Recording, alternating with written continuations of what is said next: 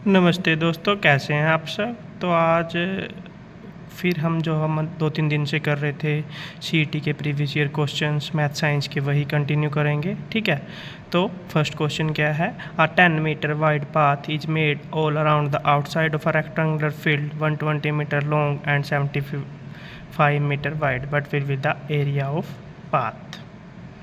ठीक है, क्या कहता है ये कि एक रेक्टेंगुलर फील्ड है 120 मीटर लंबा और 75 मीटर चौड़ा। ठीक है, उसमें क्या है 10 मीटर का पाथ बनाया है चारों तरफ। ठीक है, तो हमने उस पाथ का एरिया निकालना है। तो आसान सा क्वेश्चन है बच्चों, 2 लाइन का। ठीक है, इसका सोल्यूशन देखते हैं। सबसे पहले क्या करेंगे बच्चों, एरिया निकालेंगे फील्ड का जो हमें लेंथ ब्रेड्थ दी थी उससे। ठीक है, तो एरिया क्या आ गया हमारे पास 9000 मीटर स्क्वायर। अब ये क्या कहता है कि नई लेंथ क्या बन जाएगी 2 इंटू में पाथ विड्थ, क्योंकि लंबाई चौड़ाई दोनों में 10-10 मीटर ऐड होएगा ना। तो नई लेंथ कितनी हो गई 120 प्लस 2 इंटू 10 140, और विड्थ कितनी होगी 75 प्लस 2 इंटू 10 95। ठीक है, तो नया एरिया कितना आ जाएगा बच्चों 140 को 95 से मल्टीप्लाई करेंगे, दैट इज़ 13,300 मीटर स्क्वायर। पुराना एरिया था बच्चों 9000, नया एरिया था 13,300 मीटर स्क्वायर। तो पाथ का एरिया कितना आ जाएगा बच्चों, नए एरिया में से पुराने एरिया को सब्ट्रैक्ट कर देंगे तो वो क्या आ गया 4300 मीटर स्क्वायर। तो पाथ का एरिया कितना आ गया 4300 मीटर स्क्वायर। अगर हम ऑप्शन की तरफ देखें तो ऑप्शन में क्या है, फोर्थ ऑप्शन आ जाएगा 4300 स्क्वायर मीटर। नेक्स्ट क्वेश्चन क्या है बच्चों हमारा, 150 metre long passenger train passes a 100 metre long goods train coming from opposite direction. Speed of passenger train and goods train are 39 kilometre per hour 21 kilometre are. Then how much time will it cross to take.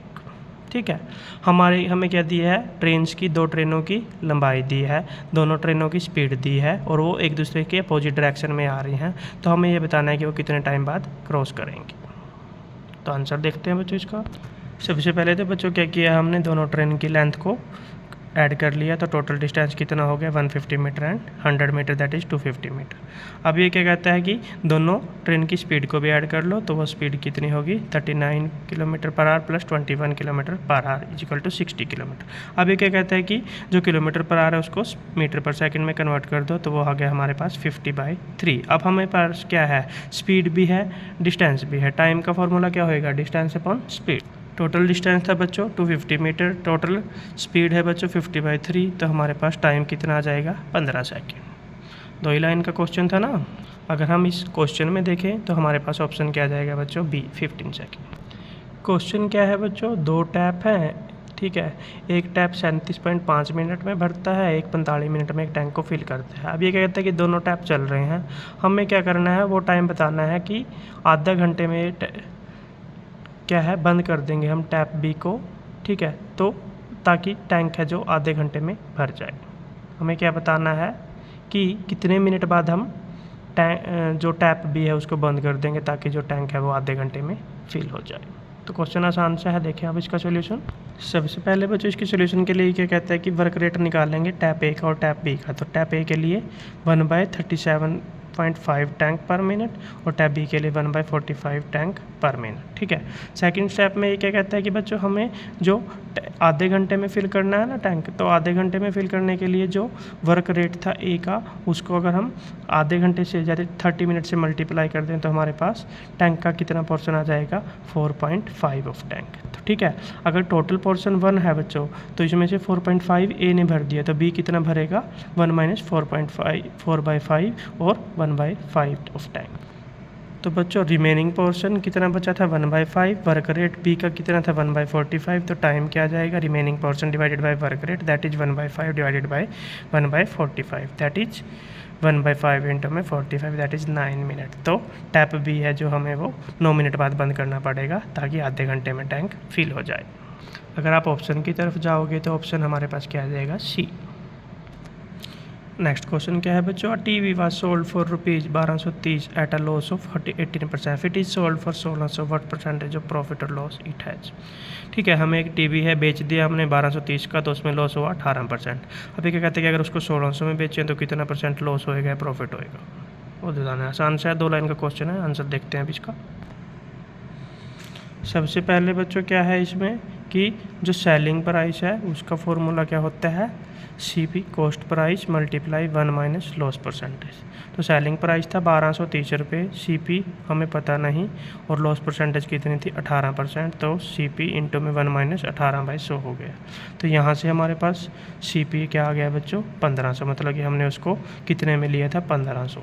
ठीक है, अब next क्या कहता है ये कि हमने बेचा कितने में है 1600 में, तो और हमारे पास आया कितने में था वो 1500, तो कितने बचे हमारे पास 100 रुपये। ठीक है, तो प्रॉफिट हुआ है।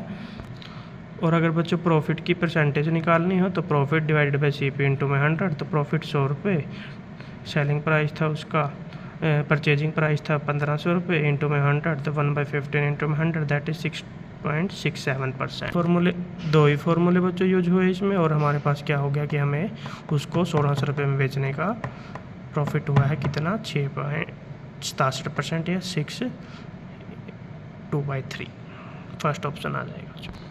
नेक्स्ट क्वेश्चन क्या है बच्चों, a candidate got 65% votes and won by 2745 votes. ठीक है, how many votes were cast in total when there was only 2 candidate. अब हमें टोटल वोट बतानी है कितनी पड़ी हैं कि अगर 2 ही कैंडिडेट हों। ठीक है, तो आसान सा क्वेश्चन। सबसे पहले बच्चों क्या कहता है कि हम टोटल वोट है जो x मान लेते हैं। अब एक कैंडिडेट ने इसमें से 65% लिए हैं तो उसकी परसेंटेज कितनी होगी 0.65x। ठीक है, दूसरे की 35% बची तो दूसरे की कितनी होगी 0.35x। ठीक है, अब ये क्या कहता है कि जो वोट है वो कितनी से जीता है 2745 से, तो 65% minus 35% of x is equal to 2745, तो 0.65x minus 0.35x is equal to 2745। इसको सोल्व करके बच्चों x की वैल्यू क्या आ जाएगी 9150। तो हमारे पास टोटल नंबर ऑफ वोट्स कितनी हो गई x, दैट इज 9150। अगर हम ऑप्शन से देखें बच्चों तो हमारे पास क्या ऑप्शन आ जाएगा इसका D, दैट इज 9150।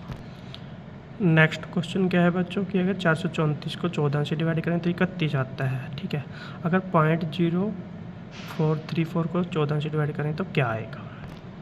इसके सोल्यूशन के लिए बच्चों क्या कहता है कि जो नई प्रॉब्लम है और पुरानी प्रॉब्लम है उनको क्या देखते हैं कि क्या रिलेशन है उनके बीच में। तो नई प्रॉब्लम 0.0434 थी और पुरानी प्रॉब्लम 434 थी।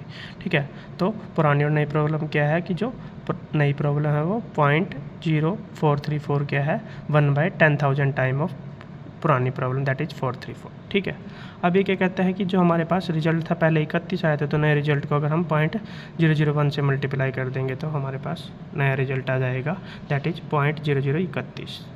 तो आंसर क्या होएगा हमारा बच्चों 0.0031।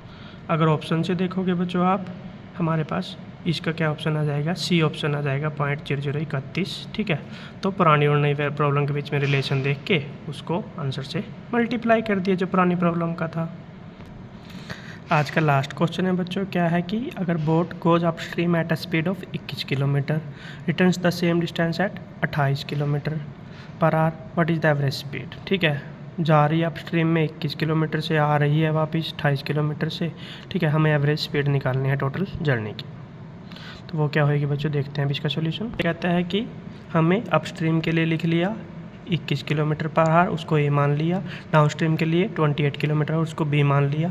एवरेज का फॉर्मूला हमारे पास क्या होता है बच्चों 2ab by a plus B, तो 2 इंटू में a की वैल्यू डाल दी, b की वैल्यू डाल दी, a और प्लस b कर दिया। ठीक है बच्चों, तो अब ये क्या कहता है कि इनको सोल्व करेंगे मल्टीप्लाई करके। न्यूमरेटर में क्या जाएगा 1176 और डिनोमिनेटर में क्या जाएगा 49, और एवरेज स्पीड के लिए बच्चों क्या करेंगे हम 1176 को 49 से डिवाइड कर देंगे तो हमारे पास क्या आ जाएगा 24 किलोमीटर पर आवर। तो एवरेज स्पीड ऑफ जर्नी क्या जाएगी 24 किलोमीटर पर आवर। अगर ऑप्शन में देखो बच्चों तो हमारे पास बी ऑप्शन आ जाएगा 24 किलोमीटर पर आवर। ठीक है, तो यहाँ तक हम करेंगे बच्चों। हमने पिछले 3-4 दिन से लगातार CET के जो प्रीवियस ईयर क्वेश्चंस थे मैथ साइंस के वो ट्राई किए हैं। ठीक है, अब कल एग्ज़ाम है आपका, परसों एग्ज़ाम है कुछों का। ठीक है, तो हम सब दुआ करते हैं कि आप सब जो एग्ज़ाम में बैठोगे तो आप सबका ये एग्ज़ाम क्लियर हो जाए और आप सबको जॉब मिल जाए। ठीक है बच्चों, एग्ज़ाम की इंस्ट्रक्शंस यही रहेंगी बच्चों कि थोड़ा ध्यान से पहले पेपर को पढ़ना, उसके बाद उसको ध्यान से कैलकुलेशन वगैरह करके एक बार चेक करने के बाद ही OMR पे फिल करना। ठीक है, तो best of luck to all for your tomorrow and day after tomorrow exam. ठीक है, ध्यान से देना बच्चों, विदाउट एनी टेंशन, और हमारे साथ जुड़े रहना। आगे भी हम ऐसे ही आपको कॉम्पिटिटिव एग्ज़ाम्स की तैयारी करवाते रहेंगे। ठीक है, एचटेट हो गया उसकी करवा देंगे हम आपको, ये था सीईटी का, इसकी करवा देंगे, और किसी सब्जेक्ट की भी जो भी आपको कॉम्पिटिटिव एग्ज़ाम की तैयारी करनी हो हम अपने चैनल के माध्यम से आपको करवाते रहेंगे। तो जितना ज़्यादा हो सके बच्चों हमारे चैनल को शेयर कर देना, सब्सक्राइब कर देना, लाइक कर देना और बेल आइकन को प्रेस कर देना। जो हमने बच्चों अभी तक 3-4 दिन में सीईटी की प्रॉब्लम्स की हैं, अगर इनमें कोई प्रॉब्लम्स में आपको डाउट हो तो आप हमें कमेंट कर देना चैनल पे, वहाँ पे हम आपको इसका सॉल्यूशन दोबारा बता देंगे। ठीक है बच्चों, thank you very much, best of luck to all for your exam.